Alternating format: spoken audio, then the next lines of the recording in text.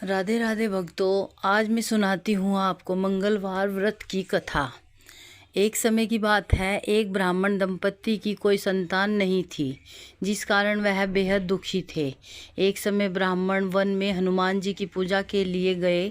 वहाँ उसने पूजा के साथ महावीर जी से एक पुत्री की कामना की। घर पर उसकी स्त्री भी पुत्र की प्राप्ति के लिए मंगलवार का व्रत करती थी। वह मंगलवार के दिन व्रत के अंत में हनुमान जी को भोग लगाकर ही भोजन करती थी। एक बार व्रत के दिन ब्राह्मणी ना भोजन बना पाई और ना ही हनुमान जी को भोग लगा सकी। उसने प्रण किया कि वह अगले मंगलवार को हनुमान जी को भोग लगाकर ही भोजन करेगी। वह भूखी प्यासी 6 दिन तक पड़ी रही। मंगलवार के दिन वह बेहोश हो गई। हनुमान जी उसकी निष्ठा और लगन को देखकर प्रसन्न हुए। उन्होंने आशीर्वाद स्वरूप ब्राह्मणी को एक पुत्र दिया और कहा कि यह तुम्हारी बहुत सेवा करेगा। बालक को पाकर ब्राह्मणी अति प्रसन्न हुई। उसने बालक का नाम मंगल रखा। कुछ समय उपरांत जब ब्राह्मण घर आया तो बालक को देख पूछा कि वह कौन है।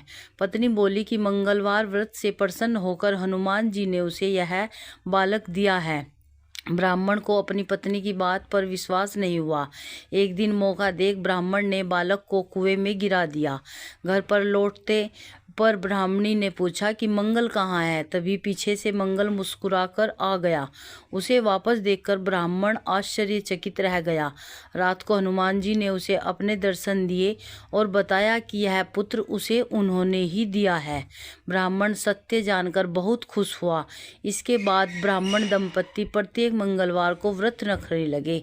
जो मनुष्य मंगलवार व्रत कथा को पढ़ता है या सुनता है और नियम से व्रत रखता है, उसे हनुमान जी की कृपा से सब कष्ट दूर होकर सर्व सुख प्राप्त होता है और हनुमान जी की दया के पात्र बनते हैं।